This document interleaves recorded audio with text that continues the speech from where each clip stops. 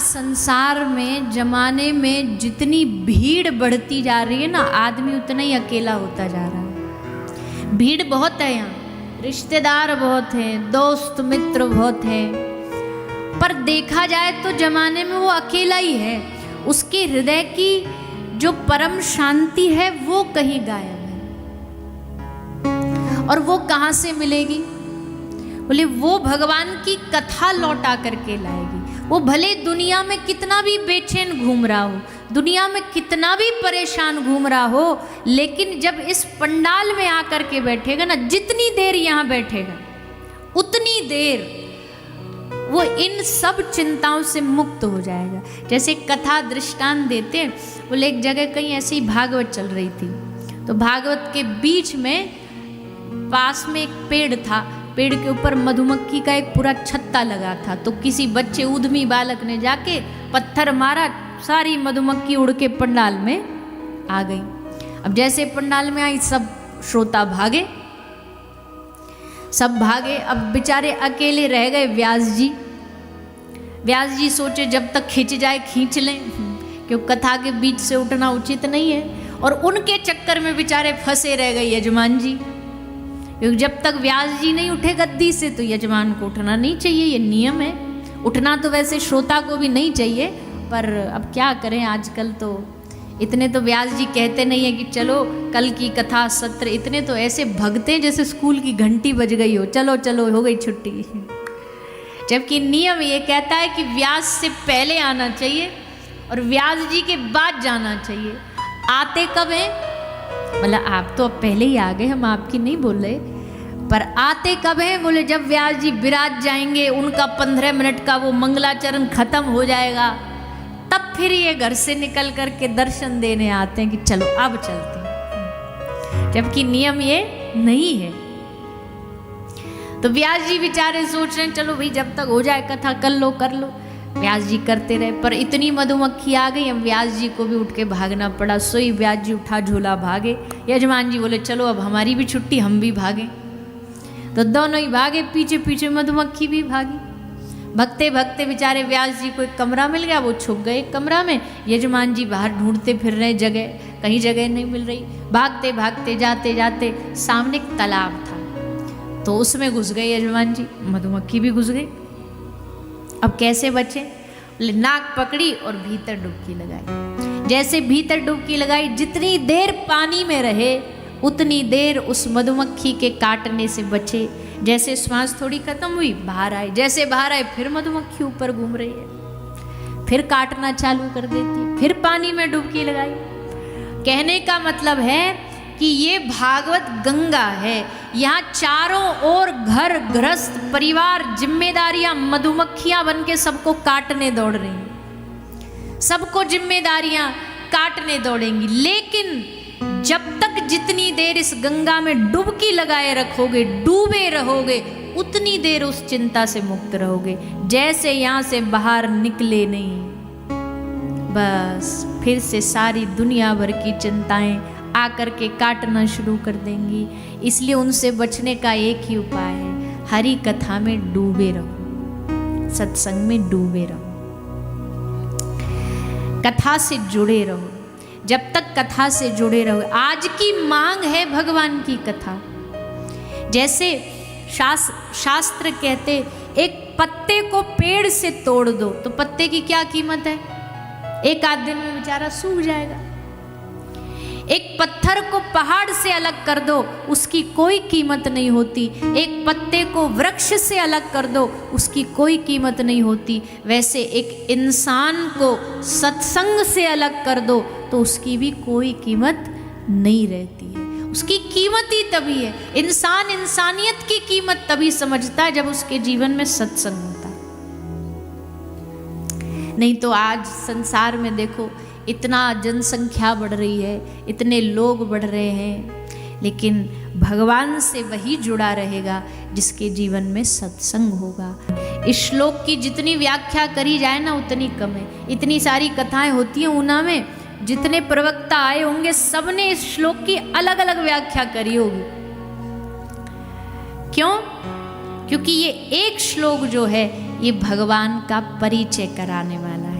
भगवान का परिचय कितने भी प्रकार से हो सकता है। भगवान करते क्या हैं, भगवान का स्वरूप क्या है, भगवान का गुण क्या है, क्योंकि कृष्ण को जानने से ही भागवत समझ आती है, भगवान को जानने से ही भगवान की कथा समझ आती है। तो कैसा स्वरूप है भगवान का? सच्चिदानंद रूपाय। भगवान का सबसे पहला गुण है भगवान सत्य है। इस दुनिया में कोई भी चीज सत्य होने की गारंटी नहीं दे सकती है।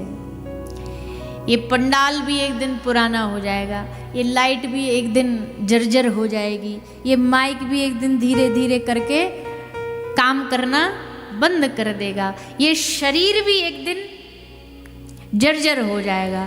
यानी हर चीज की इस दुनिया में एक्सपायरी डेट के साथ दुनिया की कोई भी चीज आती है, पर एक भगवान और भगवान का नाम, भगवान की कथा ऐसी है जिसका कभी अंत नहीं होता। वो हमेशा के लिए सत्य है, कभी न मिटने वाली है, सदा सदा जीवन में रहने वाली है। इसलिए भगवान का एक गुण है सत्य। भगवान का एक गुण है चिद, मतलब चैतन्य। आप में और हम में कौन बैठा है? हाथ कौन चला रहा है? वाणी कौन चला रहा है?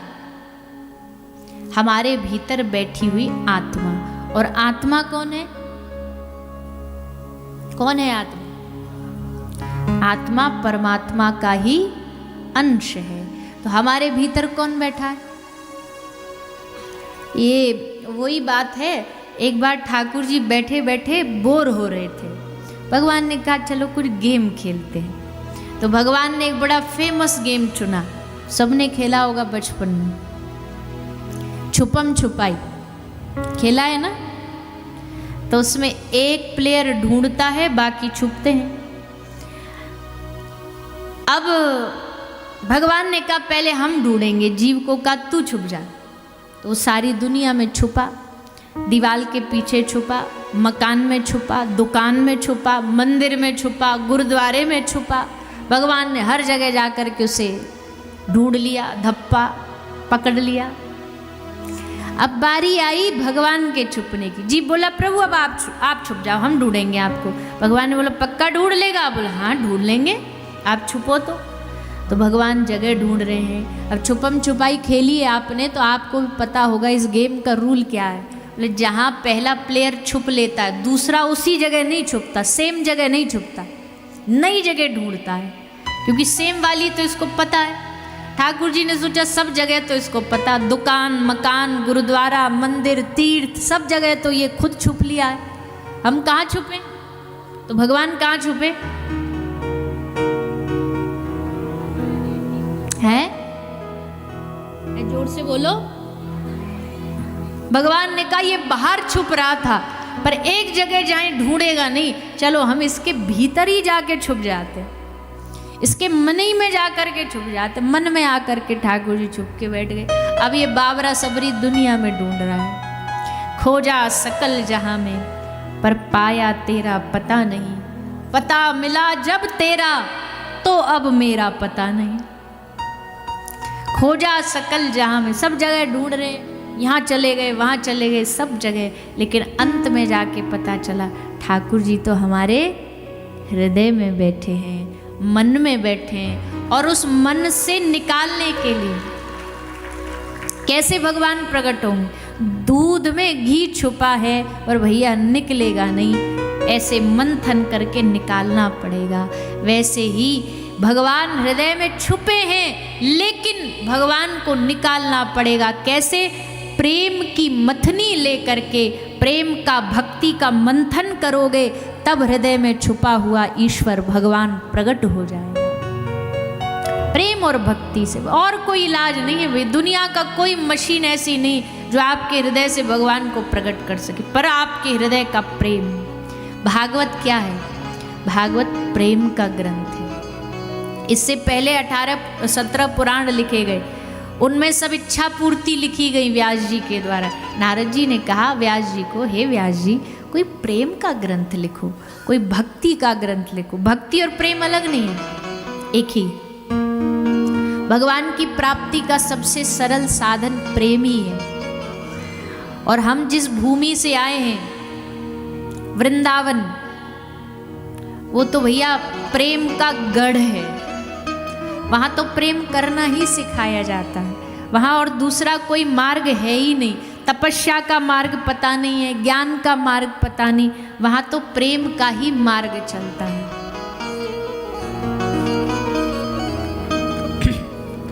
आज कथा का पहला दिन है, ज़्यादा हम ऊंची ऊंची बात नहीं करेंगे। आज तो बस थोड़ा थोड़ा सा, पहला स्कूल का दिन, ज़्यादा गहरी पढ़ाई पढ़ा दो तो कल से बच्चे नहीं आते।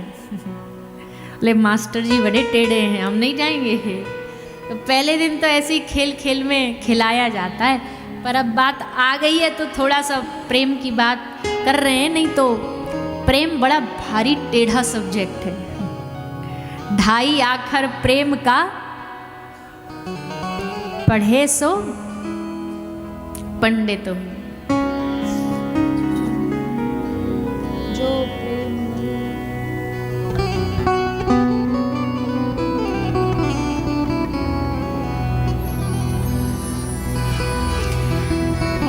ज़्यादा इस विषय पे चर्चा तो नहीं करेंगे, पर इतना समझ लो, भागवत इज इक्वल टू प्रेम।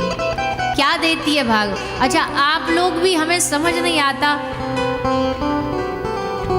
आयोजक का उद्देश्य हो सकता है कुछ और कराने का, कथा कहने वाले का उद्देश्य भी हो सकता है कुछ पाने का, पर ये जो कथा सुनने वाले आते हैं, इनका हमको कभी कभी लगता है कि इनका क्या उद्देश्य हो सकता है कथा में आने का। हम कभी कभी कहते हैं हमारी तो हो सकता मजबूरी भी हो। वैसे मजबूरी नहीं होती, भगवान की कथा हर दिन भी करा लो तो भी कम है, और हर दिन ही करते हैं। एक दिन का छुट्टी मिलती है, वो भी रास्ते के लिए मिलती है कि भाई यहाँ से वहाँ जाना है। पर जो कथा सुनने वाला, उसकी तो कोई मजबूरी नहीं। हमको कथा कहने आना ही पड़ेगा। महाराज जी हैं, कथा कराइए तो इनको भी उपस्थित तो रहना ही पड़ेगा। दो चार लोग जो इनके व्यवस्था संभालने वाले, उनको तो आना ही पड़ेगा। अब कैमरा वाले को तो आना ही पड़ेगा। ये थोड़ी बोल देंगे हमारा मन नहीं कर रहा आज। माइक वाला कह दे हमारा मन नहीं कर रहा आज, तुमको तो आना ही पड़ेगा। गाने बजाने वालों को तो आना ही पड़ेगा।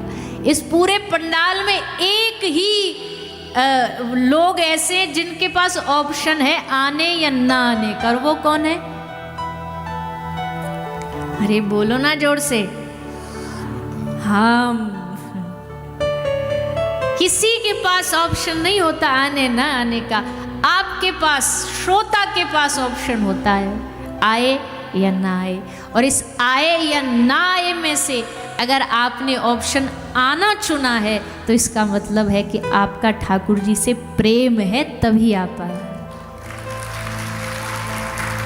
नहीं तो इस भाग दौड़ भरी दुनिया में किसके पास फुर्सत है, किसके पास समय कथा सुनने की। पर या तो आप प्रेम पाए हुए हो इसलिए आए हो, या आप यहाँ प्रेम पाने आए हो इसलिए यहाँ पर आए हो। ये कथा भगवत प्रेम देती है, कथा का अर्थ ही प्रेम है। और भैया, जो प्रेम गली में आए नहीं, प्रीतम का ठिकाना क्या जाने। प्रेम गली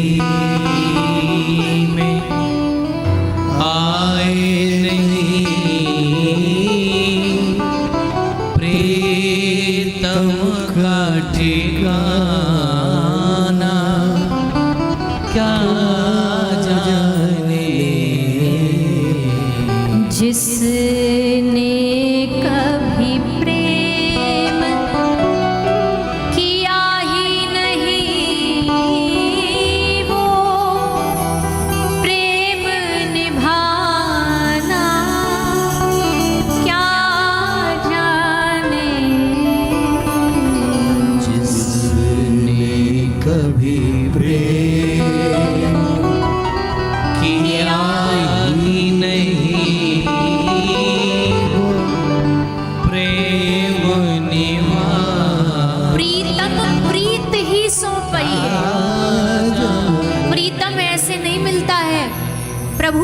नहीं मिलता है, केवल प्रेम से रिझा सकते हो, प्रेम से पा सकते हो। श्री वल्लभ महाप्रभु के पुत्र,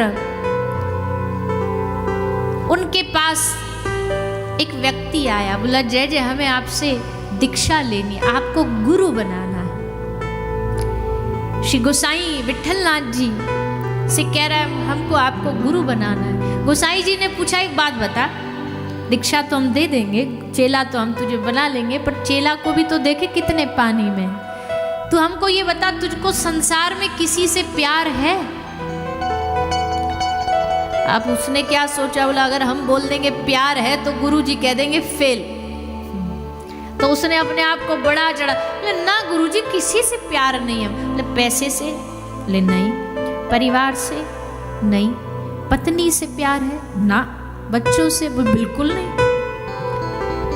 गोसाई जी बोले जा, तो अभी तू दीक्षा के लिए तैयार नहीं है, वापस चला जा। उसने कहा ये क्या बात हुई? अरे संसार से प्यार नहीं है तो अच्छी बात है ना। संत कहते मुक्त हो जाओ, दुनियादारी को त्याग दो, तो हम तो पहले से ही वैसे हैं, तो ये तो अच्छा है। गुरु ने कहा ना बेटा। गोसाई जी बोले अभी तू समझ ना पाए, गुरु का मतलब क्या होता जानता है? अगर तू कहता कि हाँ मेरा संसार से प्यार है, हाँ मेरा उससे प्रेम है, गुरु का मतलब क्या है? जो प्यार तेरा संसार से हो उसी प्यार को मोड़ करके परमात्मा के लिए कर दे, परमात्मा से जोड़ दे, उसका रास्ता मोड़ दे, बस ये गुरु का काम है। अब जब तेरे दिल में ही प्यार पहले से नहीं है, तू कोरा है, खाली है, तो तू भगवान का भक्त नहीं बन सकता। भक्त वही बन सकता है जिसके हृदय में प्रेम करने की सामर्थ्य।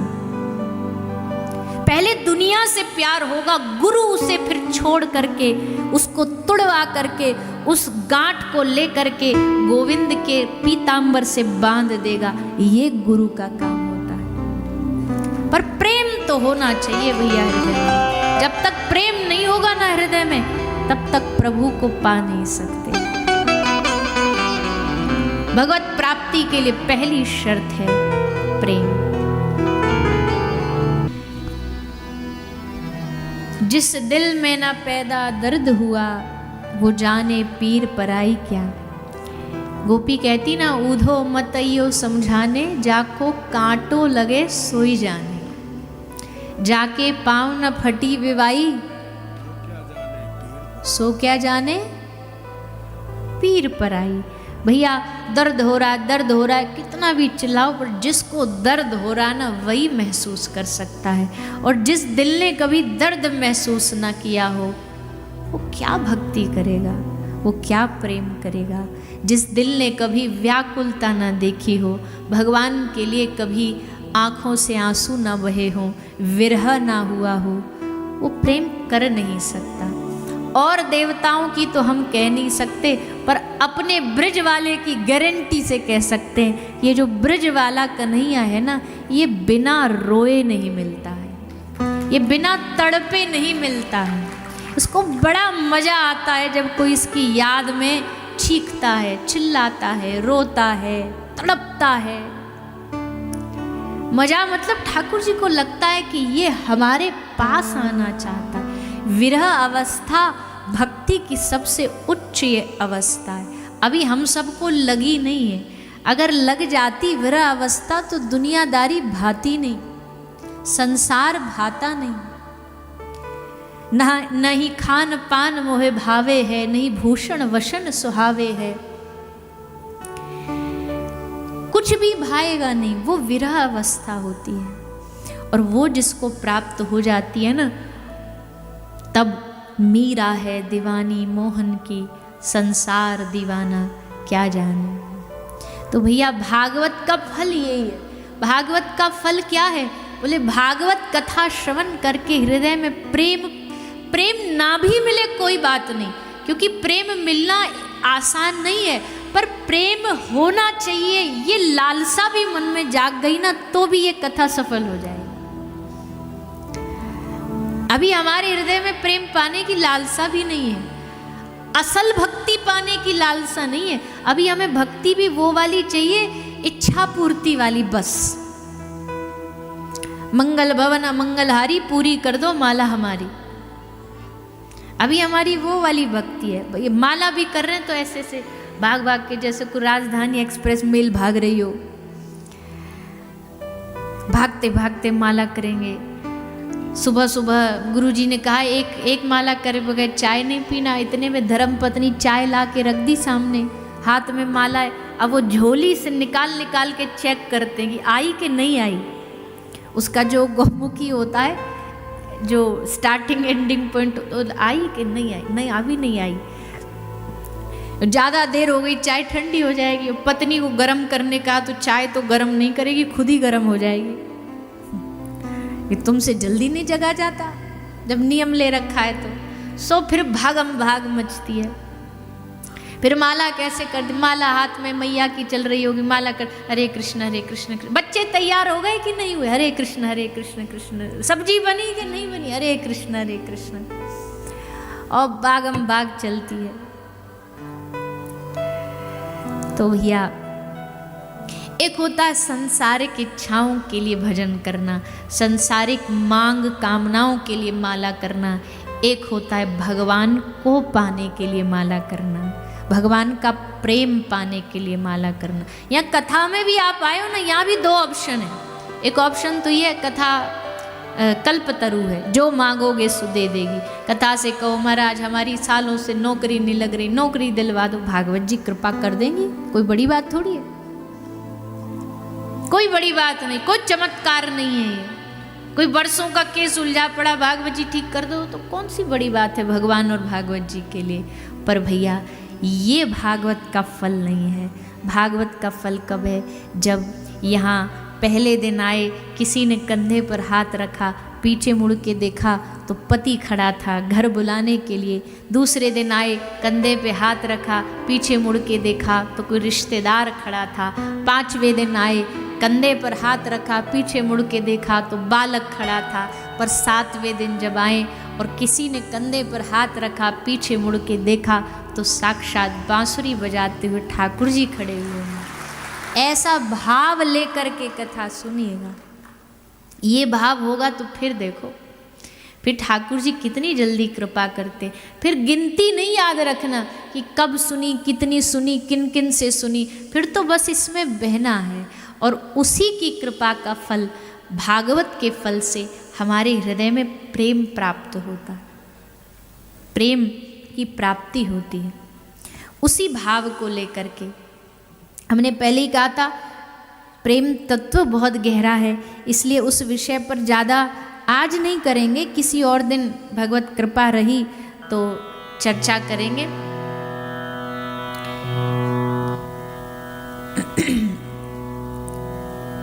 श्री भागवत का महात्मा आरंभ करते हुए सच्चिदानंद रूपाय, भगवान सत्य, भगवान चैतन्य, भगवान आनंद स्वरूप है। क्योंकि इस संसार में आनंद भगवान ही है। आनंद वो जिस आनंद के सामने दूसरा कोई विकल्प ना हो, वो परम आनंद है। दुनिया में हर सुख के सामने एक विकल्प होता है। विकल्प मतलब एक गाड़ी, सच्ची सच्ची बताइएगा, एक नई गाड़ी कितने दिनों तक आपको परम सुख देती है।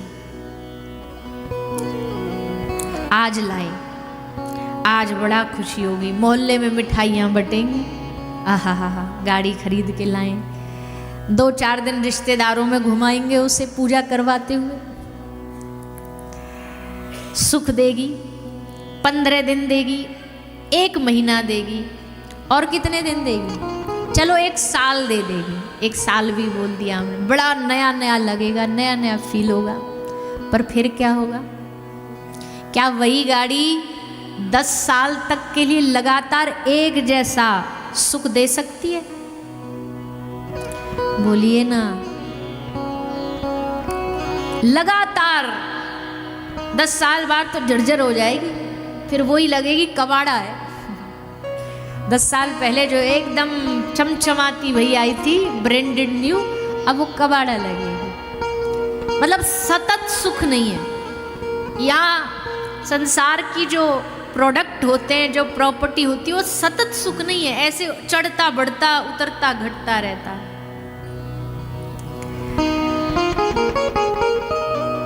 लेकिन एक सुख है जो सतत बना रह सकता है और उसी को आनंद कहा जाता है। और वो आनंद भैया, वो आनंद संसार की वस्तुओं से ज़्यादा भगवान की भक्ति में प्राप्त होता है, सेवा में प्राप्त होता है। जो लोग भगवान की सेवा करते हैं, जो गौ की सेवा करते हैं, जो संतों की सेवा करते हैं, आप उनसे पूछो कैसा होता आनंद। परम आनंद में डूबे रहते हैं। आप कोई आदमी जिसके नाम सारी प्रॉपर्टी है, कोई आदमी जिसके पास बढ़िया बैंक बैलेंस है, फिर भी उसको नींद की गोलियां खानी पड़ती हैं। क्यों? क्योंकि जीवन में आनंद नहीं है। और एक कोई वृंदावन का फक्कड़ साधु महात्मा, रोटी मांगने वाला, जिसके पास एक ही धोती है, उसी को बेचारे ले ले करके जीवन चला रहा है, रोटी मांग के खा रहा है, फिर भी देखो क्या आनंदमय जीवन जीते हैं। क्यों? क्योंकि संसार वालों के पास सुख है और उस साधु के पास आनंद है। एक बड़ी साधारण सी बात हम बोलते हैं कई बार कि भैया देखो, हर चीज हर शब्द का उल्टा होता है। सुख का उल्टा क्या होता है? अरे जोर से बोलो ना, ऐसे मरे मरे मत बोलो। सुख का उल्टा हानि का, दिन का, ऊपर का, आनंद का। काहे को चुप हो गए? बोलो, जैसे पटर पटर बोल रहे थे, बोलो। है शोक नहीं, आनंद का कोई शब्द होता तो तुरंत ऐसे ही बोलते जैसे पहले स्पीड से बोलते आ रहे थे। पर आनंद का कोई विपरीत शब्द होता नहीं। पूछो क्यों? अरे पूछो ना। क्योंकि आनंद या तो जीवन में आता नहीं, और आ जाता है तो फिर जाता नहीं। आने भर की देरी है। आने में तो मेहनत लगती है, क्योंकि नानक दुखिया सब संसार। आने में तो बहुत जद्दोजहद लगती है। संसार का सुख तो फिर भी आसानी से मिल जाता है भैया, नौकरी कर लो, पैसा कमा लो, आसानी से हो जाता है। पर ये जो भीतरी आनंद है, ये बड़ी मेहनत, और मेहनत भी नहीं इसमें तो जब किसी साधु की कृपा होती है, जब किसी महात्मा की कृपा होती है, जब किसी गुरु जन की कृपा होती है, तो वो कृपा करके अपने भीतर का आनंद तुम्हारे भीतर ट्रांसफर कर देता है। हाथ पर आशीर्वाद रखने का मतलब यही है, प्रभु इसका कल्याण करे, इसको परम आनंद दे।